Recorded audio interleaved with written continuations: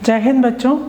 जैसा कि हमने पूर्व कक्षाओं में अर्थशास्त्र के संदर्भ में कई सारी चीज़ों को पढ़ा और हमने अर्थशास्त्र के संदर्भ में यह देखा कि पूरी अर्थव्यवस्था या पूरा अर्थशास्त्र जो है वो दो पक्ष, मांग पक्ष और पूर्ति पक्ष को इंगित करता है या मांग पक्ष और पूर्ति पक्ष की विवेचना करता है।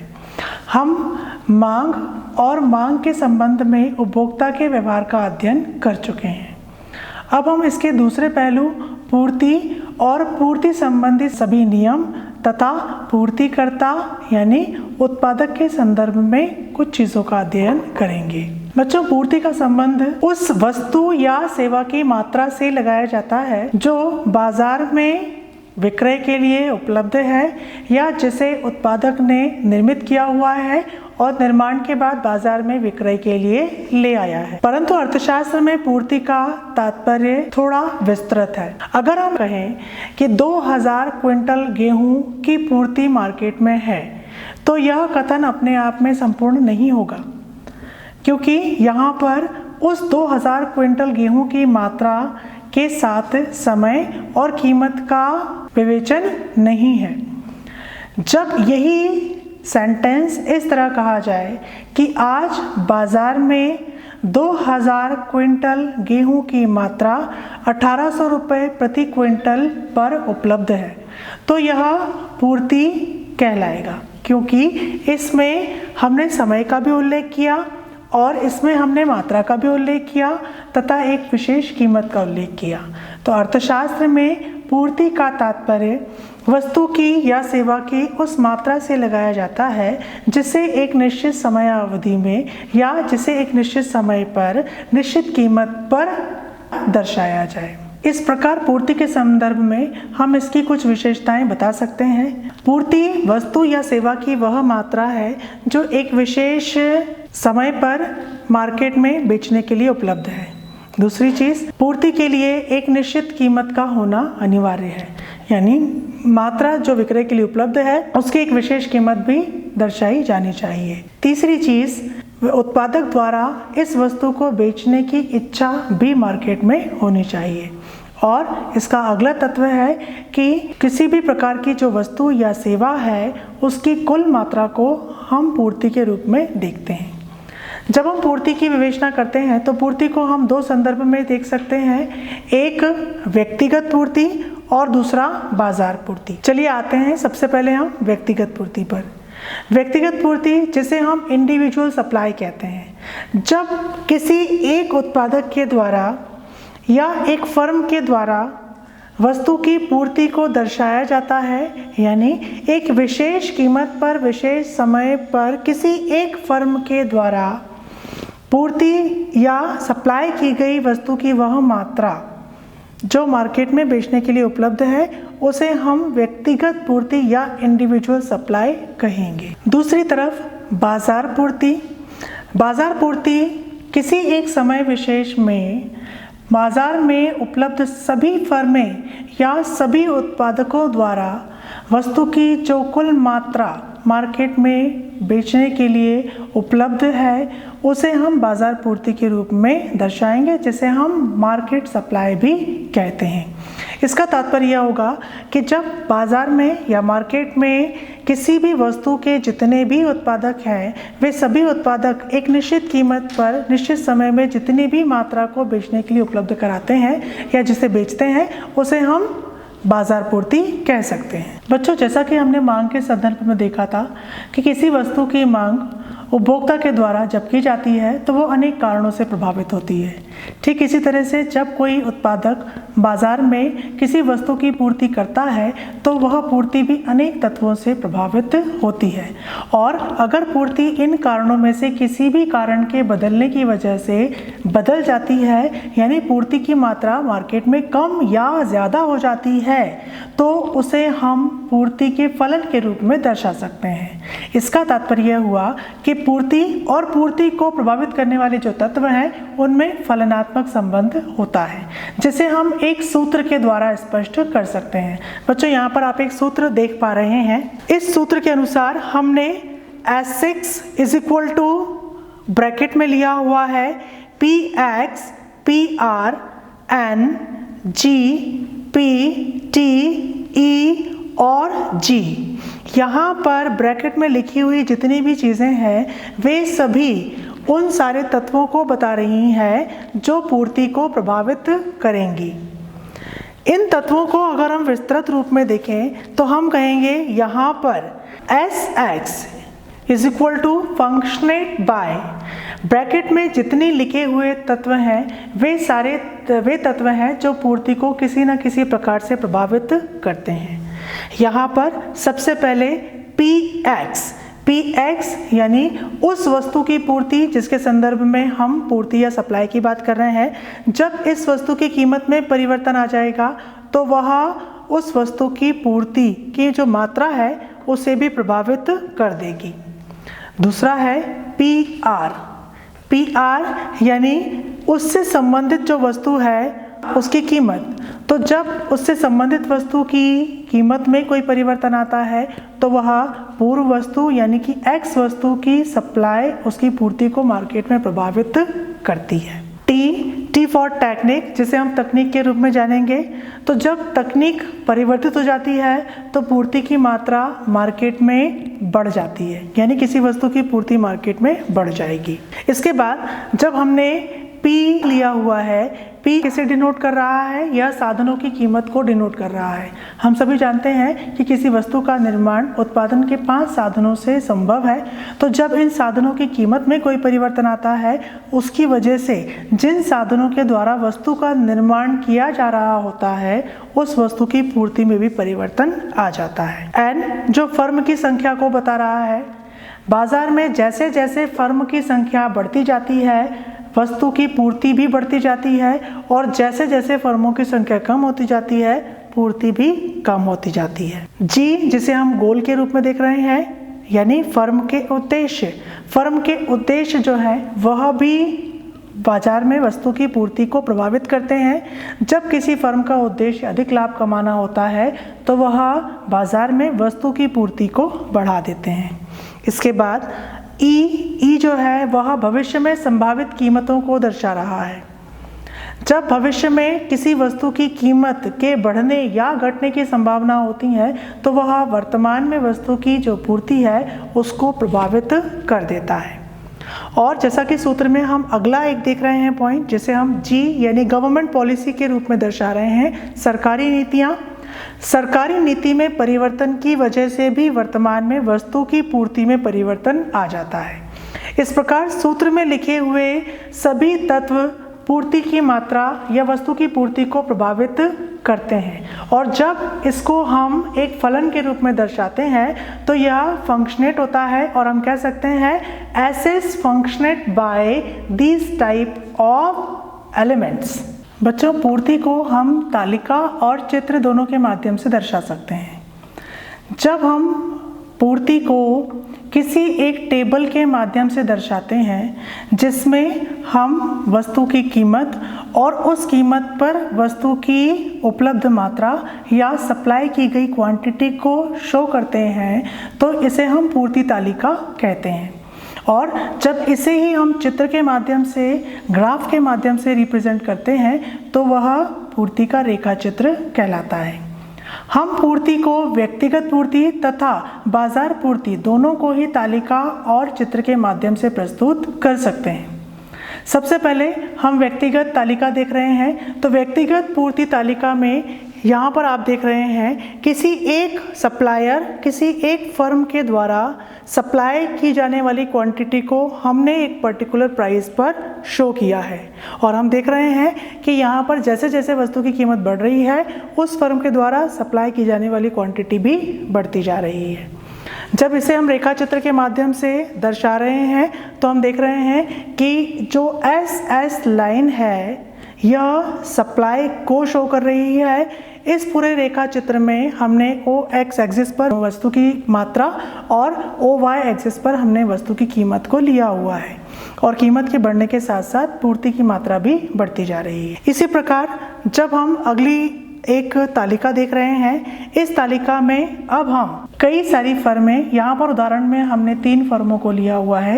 ए, बी, सी 3 फर्म अलग अलग कीमत पर वस्तु की पूर्ति को दर्शा रही हैं और जब इन सभी पूर्ति का हम योग कर रहे हैं तो वह बाजार की कुल पूर्ति को दर्शा रहे हैं। और जब इसे हम रेखा चित्र के माध्यम से प्रस्तुत कर रहे हैं तो हम देख रहे हैं कि ए फर्म, बी फर्म और सी फर्म, तीनों फर्म की पूर्ति को S1, S2 कर्व से दर्शाया जा रहा है और इसके ऊपर वाली जो लाइन है वह बाजार की कुल पूर्ति को दर्शा रही है। बच्चों, जैसा हमने उपभोग का नियम देखा था वैसे ही यहाँ पर मांग के नियम से संबंधित अब एक और नियम है जिसे हम पूर्ति का नियम कहेंगे।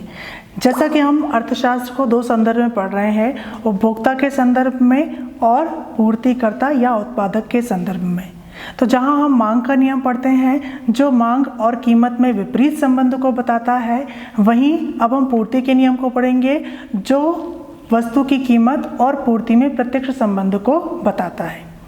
पूर्ति के नियम के अनुसार वस्तु की कीमत वस्तु की पूर्ति को प्रत्यक्ष रूप से प्रभावित करती है। इसका तात्पर्य यह है कि जब बाजार में वस्तु की कीमत बढ़ जाती है तो पूर्ति भी बढ़ जाती है और वस्तु की कीमत कम होने के साथ साथ वस्तु की पूर्ति भी कम हो जाती है। क्योंकि बच्चों, हम सभी जानते हैं कि पूर्ति कई तत्वों से प्रभावित होती है जिसमें कीमत भी एक तत्व है। प्रोफेसर वॉटसन ने कहा है कि अगर अन्य बातें समान रहें और केवल वस्तु की कीमत में परिवर्तन आए जिसकी वजह से अगर वस्तु की सप्लाई या वस्तु की पूर्ति में भी परिवर्तन आ जाए तो यह पूर्ति का नियम कहलाता है। और इसके अनुसार अगर अन्य बातें समान हैं तो वस्तु की कीमत बढ़ने पर पूर्ति बढ़ती जाती है और वस्तु की कीमत कम होने पर पूर्ति कम होती जाती है। इसे हम एक तालिका और चित्र के माध्यम से देख सकते हैं। तालिका में जैसा आप देख पा रहे हैं कि हमने वस्तु की कीमत 1 रुपये, 2 रुपये, 3 रुपये, 4 और 5 रुपये लिया हुआ है।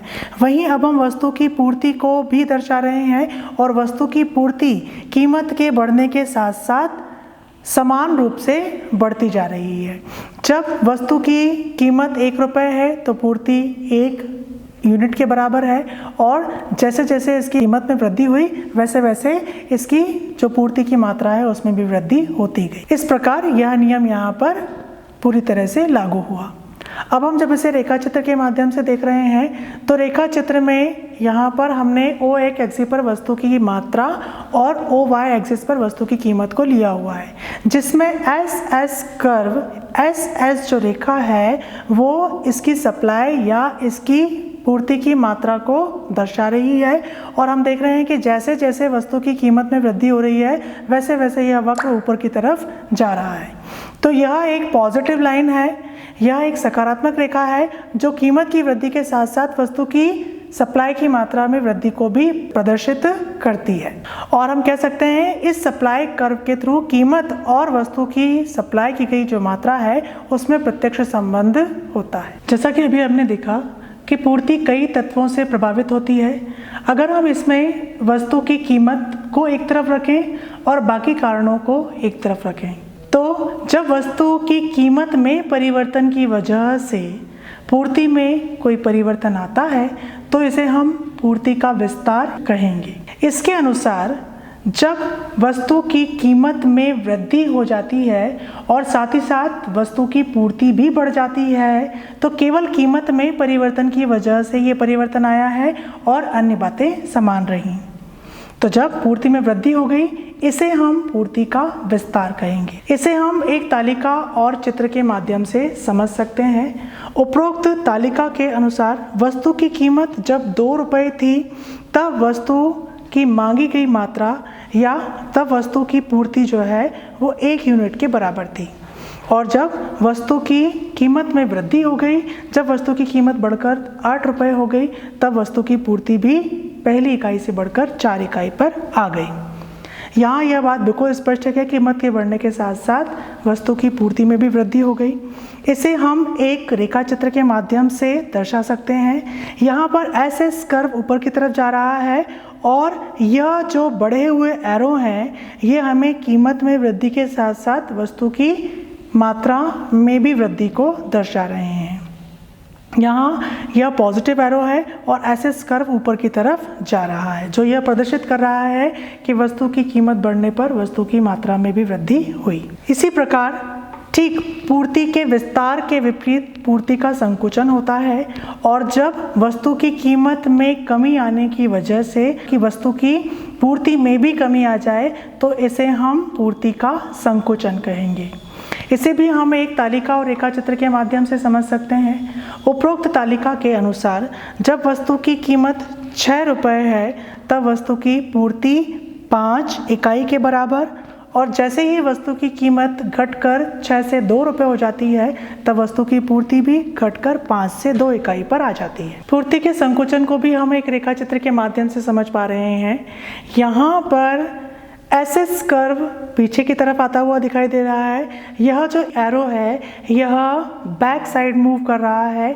इसका मतलब जब कीमत ढलात्मक है, कीमत कम हो रही है, तो पूर्ति भी पीछे की तरफ आ रही है। सारे एरो जीरो की तरफ बढ़ते हुए दिखाई दे रहे हैं, जो इस बात की ओर इशारा कर रहे हैं कि कीमत कम होने पर वस्तु की पूर्ति में भी कमी आ जाती है। इसके साथ ही साथ अब हम पढ़ेंगे पूर्ति में वृद्धि और पूर्ति में कमी। यहाँ पर जब वस्तु की कीमत में कोई परिवर्तन ना हो या कीमत की बजाय जब अन्य तत्वों से पूर्ति प्रभावित हो जाए, जैसे साधन की कीमत, तकनीक या फिर भविष्य में वस्तुओं की कीमतें, सरकार की नीतियाँ, इनमें से किसी भी कारण की वजह से जब पूर्ति में वृद्धि या कमी हो जाती है, जब पूर्ति घट जाती है या बढ़ जाती है, तो इसे हम पूर्ति में कमी या पूर्ति में वृद्धि कहेंगे। चलिए इसे भी हम देख लेते हैं। यहाँ पर एक तालिका के माध्यम से हम देख रहे हैं कि वस्तु की कीमत समान है। दोनों की दशा में वस्तु की कीमत 100 रुपये है, लेकिन वस्तु की पूर्ति अचानक बढ़ गई। जब वस्तु की कीमत 100 रुपये थी तब वस्तु की पूर्ति 200 इकाई थी। कीमत समान रहने पर भी मार्केट में वस्तु की पूर्ति 200 से 300 इकाइयों पर आ गई। और जब हम इसे रेखा चित्र के माध्यम से देखेंगे तो यहाँ यह स्पष्ट होगा, यह एरो इस बात का इशारा कर रहा है कि यहाँ पर वस्तु की कीमत में तो कोई परिवर्तन नहीं हुआ, लेकिन अन्य किसी कारण की वजह से बाजार में पूर्ति बढ़ी, तो इसे हम पूर्ति में वृद्धि कहेंगे। इसी प्रकार पूर्ति में कमी, जब अन्य कारणों की वजह से, जिन कारणों को मैंने आपको बताया उनमें से किसी भी कारण की वजह से जब पूर्ति में कमी आ जाती है, यानी कीमत में तो कोई परिवर्तन नहीं होता, पर अन्य किसी कारण की वजह से अगर मार्केट में किसी वस्तु की पूर्ति में कमी आ जाए तो इसे हम पूर्ति में कमी कहेंगे। इसे भी हम एक तालिका के माध्यम से समझ पा रहे हैं। वस्तु की कीमत वही है, लेकिन पूर्ति 400 यूनिट से घटकर 200 यूनिट पर आ गई। यहाँ पर चित्र के माध्यम से जब हम देखेंगे, यहाँ पर यह जो एरो है यह हमें इस बात को बता रहा है कि अब पूर्ति पहले की तुलना में किसी अन्य कारण से प्रभावित होकर कम हो गई। इसे हम पूर्ति में कमी कहेंगे। बच्चों, पूर्ति का नियम हमें यह तो बताता है कि वस्तु की कीमत में परिवर्तन से पूर्ति में परिवर्तन होता है, लेकिन यह परिवर्तन कितने प्रतिशत का होता है या किस अनुपात में होता है, पूर्ति का नियम हमें यह नहीं बताता। तो इसे हमें पूर्ति की जो लोच है वह हमें बताती है। लोच जिसे हम इलास्टिसिटी के नाम से जानते हैं और जिसे हम इलास्टिक के रूप में समझ सकते हैं। जैसे कि अगर हम एक रबर बैंड को देखते हैं तो जब रबर बैंड को हम खींचते हैं तो जितना खींचने पर उसमें खिंचाव उत्पन्न होता है, हम मान सकते हैं कि रबर बैंड में इलास्टिसिटी है। इसी प्रकार जब मार्केट में कई तत्वों के प्रभावित होने की वजह से पूर्ति की मात्रा घट जाए या बढ़ जाए, यानी उसमें इलास्टिसिटी आ जाए, उसमें चेंज आ जाए, तो इसे हम पूर्ति की लोच से समझ सकते हैं। लेकिन कितना परिवर्तन आएगा उसे हमें पूर्ति की लोच और विस्तृत ढंग से बता देती। पूर्ति की लोच को हम 5 श्रेणियों में पढ़ सकते हैं। पहला, पूर्णतः लोचदार पूर्ति, जिसे हम परफेक्टली इलास्टिक सप्लाई कहते हैं। दूसरा है पूर्णतः बेलोचदार पूर्ति, जिसे हम परफेक्टली इनइलास्टिक सप्लाई कहते हैं। और तीसरा है इकाई लोचदार पूर्ति, जिसे हम यूनिट इलास्टिसिटी ऑफ सप्लाई कहते हैं।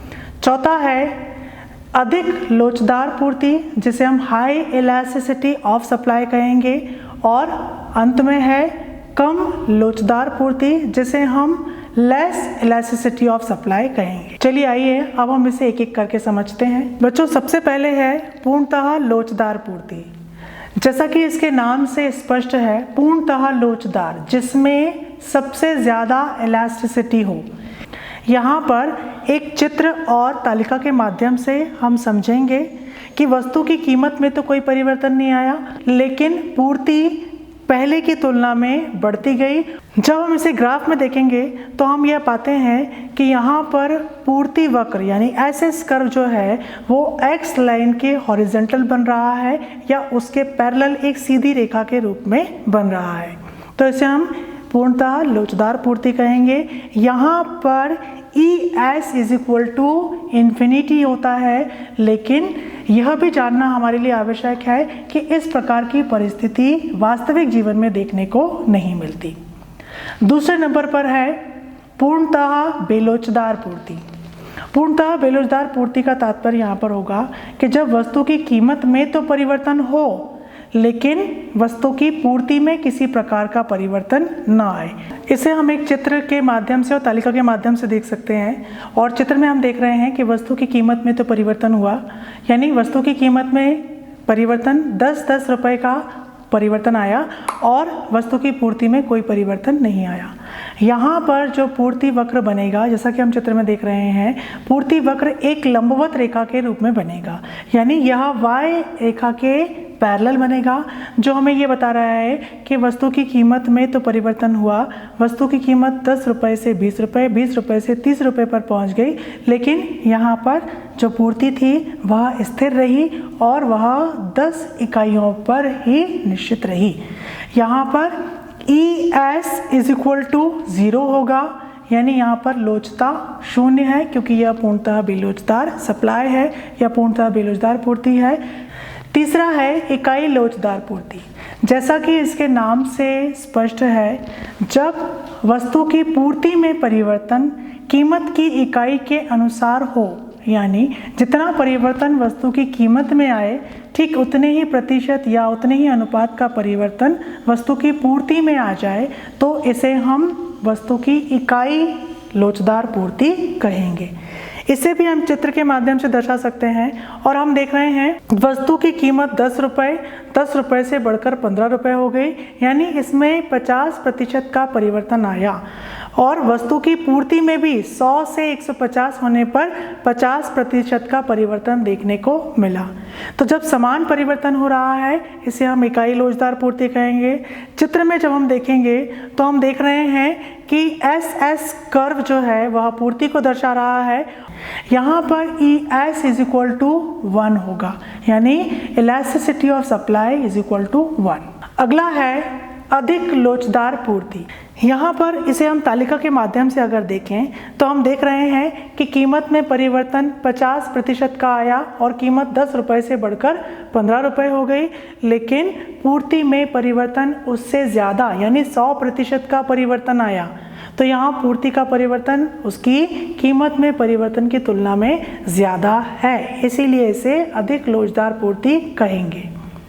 इसे भी अगर हम रेखा चित्र के माध्यम से देखें तो यहाँ दोनों ही जगह पर जो गैप हमें दिखाई दे रहा है वह स्पष्ट रूप से यह इंगित कर रहा है कि पूर्ति में परिवर्तन उसकी कीमत में परिवर्तन की तुलना में अधिक मात्रा में हुआ है। यहाँ पर इलास्टिसिटी मोर देन 1 होती है। और इसके बाद अंत में है कम लोचदार पूर्ति। इसे भी हम तालिका के माध्यम से देखेंगे तो कीमत में परिवर्तन 50% का आया और इसकी जो पूर्ति थी उसमें परिवर्तन इसकी तुलना में कम अनुपात में आया। यहाँ पर जब हम इसे चित्र के माध्यम से देखेंगे, जहाँ पर कीमत में परिवर्तन ज़्यादा मात्रा में दिखाई दे रहा है, वहीं पूर्ति में परिवर्तन कम मात्रा में दिखाई दे रहा है। इलास्टिसिटी क्या होती है? Less than 1। तो इस प्रकार अब हमने पूर्ति की लोच की 5 श्रेणियों को पढ़ा और मुझे आशा है कि आपको ये 5 श्रेणियां समझ में आ गई होंगी। बच्चों, आज के अध्याय में हमने पूर्ति का अर्थ और पूर्ति के विस्तार, संकुचन, इसमें वृद्धि, इसमें कमी, साथ ही साथ पूर्ति की लोच और इसकी सभी श्रेणियों को पढ़ा। मुझे पूरी आशा है कि अब आप पूर्ति के इन सभी तत्वों से पूर्णतः अवगत हो गए होंगे। धन्यवाद।